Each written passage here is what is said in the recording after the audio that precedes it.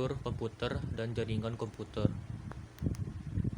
Arsitektur komputer merupakan penerapan dari pendefinisian, struktur, dan hubungan dari subkomponen hardware pada komputer, sedangkan referensi merupakan konsep berpikir untuk menjelaskan cara kerja komputer secara logika untuk mendukung suatu penerapan pada komputer.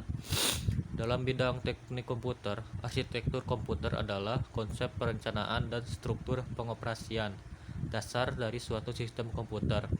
Dalam bidang teknik komputer, arsitektur komputer adalah konsep perencanaan dan struktur pengoperasian dasar dari suatu sistem komputer.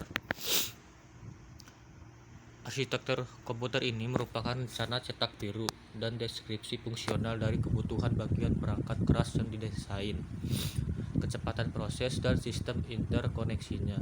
Dalam hal ini, implementasi perencanaan dari masing-masing bagian akan lebih difokuskan terutama mengenai bagaimana CPU akan bekerja dan mengenai cara pengaksesan data dan alamat dari ke memori change, RAM, ROM, cakram keras, dan lain-lain.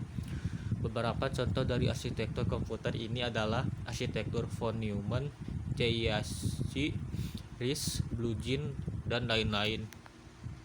Arsitektur komputer juga dapat didefinisikan dan dikategorikan sebagai ilmu dan sekaligus seni mengenai cara interkoneksi komponen-komponen perangkat keras untuk dapat menciptakan sebuah komputer yang memenuhi kebutuhan fungsional, kinerja, dan target biaya.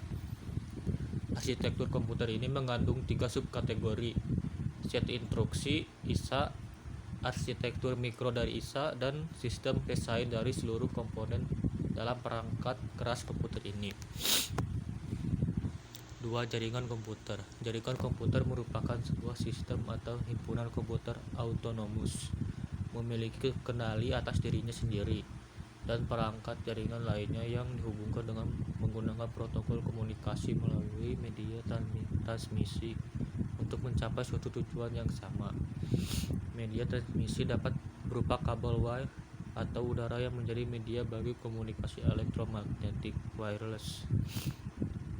Tujuan dari jaringan komputer adalah membagi sumber daya, contohnya pemakaian printer, CPU, memori, dan hard disk.